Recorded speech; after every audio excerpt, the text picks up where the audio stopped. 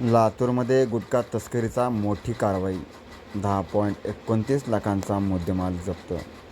स्थानिक गुन्हे शाखेचे छापा, फोर्ड फिस्टासह आरोपी ताब्यात.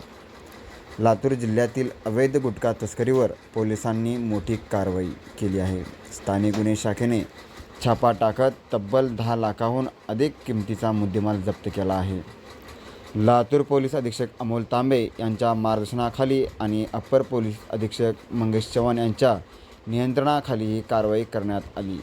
स्थानिक गुन्हे शाखेचे पोलीस निरीक्षक सुधाकर बावकर यांच्या नेतृत्वाखालील पथकाने शिवाजीनगर पोलीस ठाणे हद्दीतील खाडगाव रोड परिसरात छापा टाकला. या कारवाईत आसद मोहम्मद हनीफ शेख या आरोपीकडून प्रतिबंधित गुटखा व तंबाखूजन्य पदार्थ जप्त करण्यात आला.